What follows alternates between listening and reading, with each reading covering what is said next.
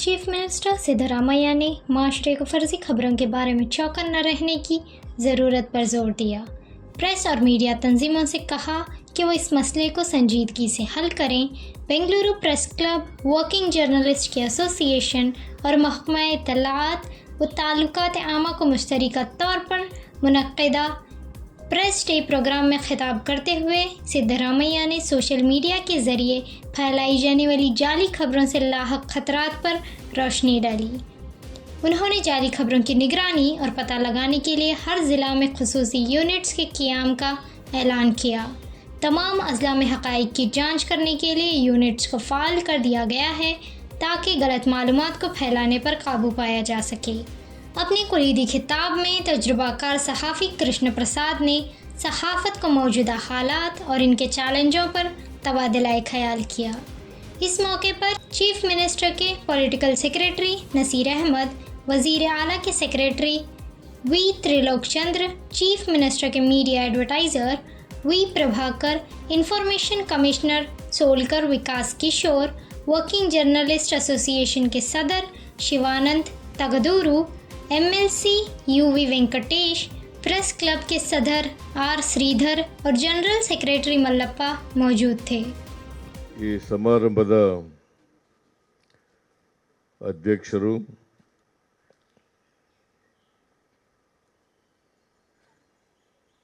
ಪತ್ರಕರ್ತರ ಕಾರ್ಯನಿರತ ಸಂಘದ ಅಧ್ಯಕ್ಷರಾದಂಥ ಶಿವಾನಂದ ತಗಡೂರವರ, ಇವತ್ತು ಶಿವಾನಂದ ತಗಡೂರವರ ಹುಟ್ಟಿದ ದಿನ ಅಲ್ಲ, ಹಾಗಾಗಿ ಅವರಿಗೆ ಹುಟ್ಟುಹಬ್ಬದ ಶುಭಾಶಯವನ್ನು ಕೋರಲಿಕ್ಕೆ ಬಯಸ್ತೇನೆ.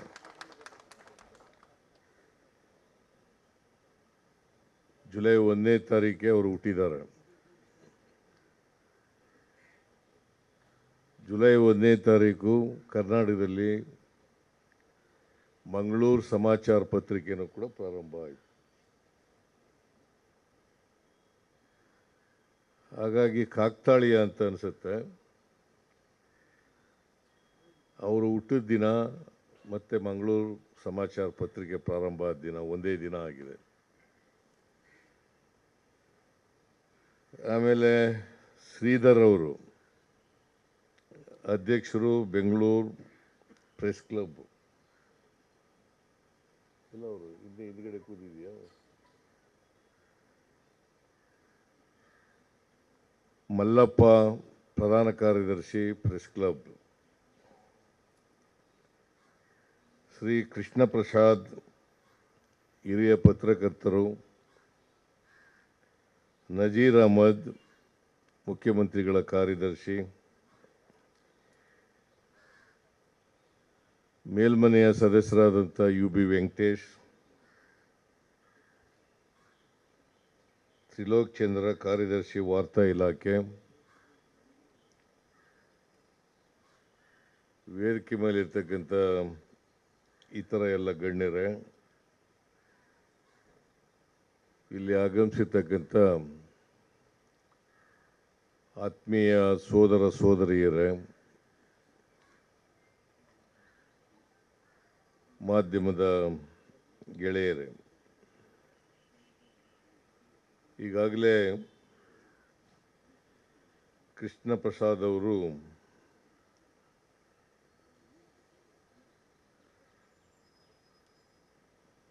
ಮುಖ್ಯ ಭಾಷಣಕಾರರಾಗಿ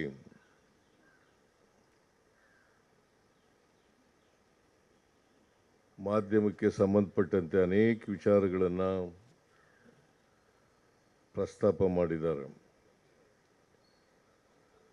ಮತ್ತು ಸಾಮಾಜಿಕ ಜಾಲತಾಣದ ಬಗ್ಗೆಯೂ ಕೂಡ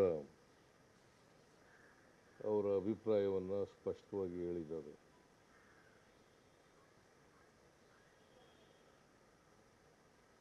ನಾನು ಇನ್ನೊಂದು ಕಾರ್ಯಕ್ರಮಕ್ಕೆ ಹೋಗಬೇಕಾಗಿರೋದ್ರಿಂದ ಹೆಚ್ಚು ದೀರ್ಘವಾಗಿ ಮಾತಾಡಲಿಕ್ಕೆ ಹೋಗಲ್ಲ. ಈಗಾಗಲೇ ಪ್ರಸ್ತಾಪ ಮಾಡದಂತೆ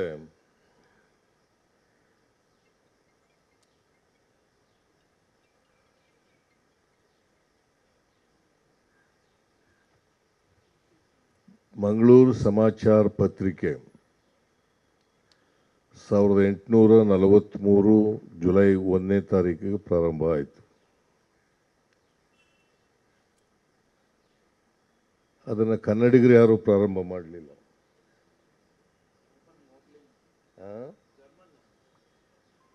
ಒಬ್ಬರು ಧರ್ಮ ಪ್ರಚಾರಕರಾಗಿ ಬಂದಿದ್ದಂಥ ಅವರು ಇದನ್ನು ಪ್ರಾರಂಭ ಮಾಡಿದ್ದು, ಮೋಗ್ಲಿಂಗ್ ಅಂತಕ್ಕಂಥವ್ರು. ಆಮೇಲೆ ಆ ದಿನವನ್ನು ಪತ್ರಿಕಾ ದಿನವನ್ನಾಗಿ 1996 ಜುಲೈ 1ನೇ ತಾರೀಕಿನಿಂದ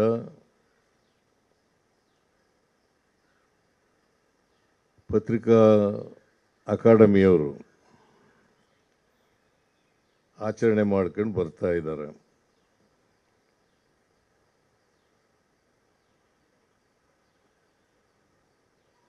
ಇವತ್ತು ನಾನು ಈ ವಾರ್ಷಿಕೋತ್ಸವ ಸಂದರ್ಭದಲ್ಲಿ ಅತ್ಯಂತ ಸಂತೋಷದಿಂದ ಭಾಗವಹಿಸಿದ್ದೇನೆ. ಎಲ್ಲ ಜನರಿಗೆ, ಕರ್ನಾಟಕದ ಜನರಿಗೆ, ದೇಶದ ಜನರಿಗೆ ಈ ಮಾಧ್ಯಮದ ದಿನದ ಶುಭಾಶಯವನ್ನು ಕೋರಲಿಕ್ಕೆ ಬಯಸ್ತಾ ಇದ್ದೇನೆ. ಇದೇ ಸಂದರ್ಭದಲ್ಲಿ ಒಂದು ವಿಚಾರ ಸಂಕಿರಣನೂ ಕೂಡ ಏರ್ಪಾಡು ಮಾಡ್ಕೊಂಡಿದ್ದಾರೆ. ಇದಾದ್ಮೇಲೆ ವಿಚಾರ ಸಂಕಿರಣ ನಡೀತದೆ. ಇವರೇ ಇರ್ತಾರ, ಕೃಷ್ಣ ಪ್ರಸಾದ್ ಮಾತಾಡಿದ್ದೇ ವಿಚಾರ ಸಂಕಿರಣನ ಪುನಃ ಏನು ಮಾಡಲ್ಲ. ಇನ್ನೊಂದು ಊಟ ಮಾಡೋದು, ಊಟ ಮಾಡಲೇಬೇಕು. ಊಟ ಮಾಡಿದ್ಮೇಲೆ ಮರ್ತು ಬಿಡಬೇಡಿ ಅಷ್ಟೇ. ಇವತ್ತು ಯಾವ ಉದ್ದೇಶಕ್ಕೆ ಇವತ್ತು ಅರ್ಥಪೂರ್ಣವಾಗಿ ಒಂದು ವಿಚಾರ ಸಂಕಿರಣ ಏರ್ಪಾಡು ಮಾಡಿ ಕೃಷ್ಣ ಪ್ರಸಾದ್ ಅವರನ್ನು ಕರೆಸಿ ಸಾಮಾಜಿಕ ಜಾಲತಾಣ ಮತ್ತು ಮಾಧ್ಯಮ ಇದ್ರ ಬಗ್ಗೆ ಅವ್ರ ಭಾಷಣ ಮಾಡಿಸಿದ್ದೀರಿ. ಮತ್ತು ಮಾಧ್ಯಮ, ಸಾಮಾಜಿಕ ಜಾಲತಾಣ ಇದು ವಿಷಯ. ಇದ್ರ ಬಗ್ಗೆ ಅನೇಕ ವಿಚಾರಗಳನ್ನು ಎಚ್ಚರಿಕೆಯ ರೂಪದಲ್ಲಿ ಕೃಷ್ಣ ಪ್ರಸಾದ್ ಅವರು ಪ್ರಸ್ತಾಪ ಮಾಡಿದ್ದಾರೆ. ನಾವೆಲ್ಲರೂ ಕೂಡ ಭಾಳ ಎಚ್ಚರಿಕೆಯಿಂದ ಇರಬೇಕು. ಸಾಮಾಜಿಕ ಜಾಲತಾಣ ಭಾಳ ವೇಗವಾಗಿ ಜನರನ್ನು ಮುಟ್ತಕ್ಕಂಥ ಒಂದು ಮಾಧ್ಯಮ. ಅದು ಕೂಡ ಈಗ ಮಾಧ್ಯಮದಲ್ಲಿ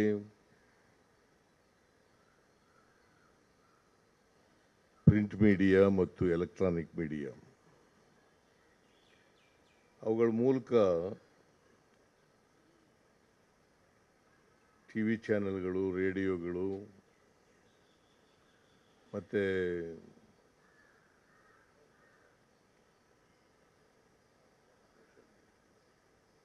ನಾವು ಸುದ್ದಿಯನ್ನು ತಿಳ್ಕೊಳ್ತಕ್ಕಂಥ ಪ್ರಯತ್ನವನ್ನು ಮಾಡ್ತಾ ಇದ್ದೆವು.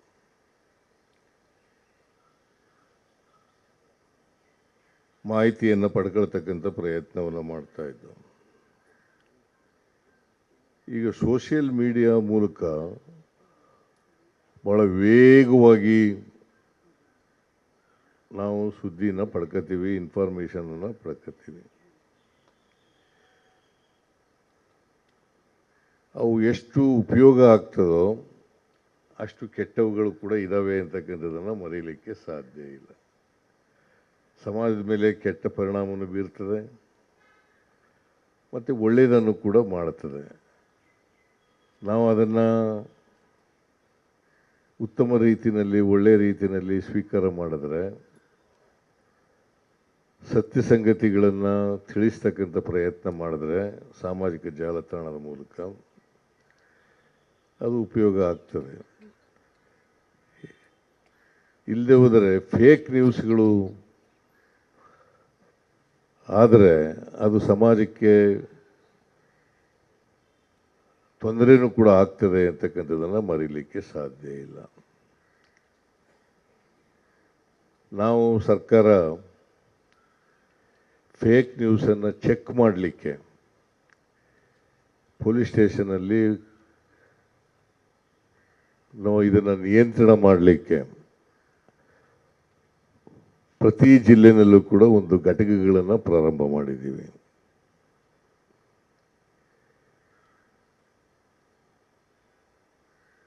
ಮಾಧ್ಯಮದಲ್ಲಿ ಎಲೆಕ್ಟ್ರಾನಿಕ್ ಮಾಧ್ಯಮ ಇರ್ಬೋದು, ಪ್ರಿಂಟ್ ಮಾಧ್ಯಮ ಇರ್ಬೋದು, ಅದರಲ್ಲಿ ಸ್ಪೆಸಿಫಿಕ್ ಆಗಿ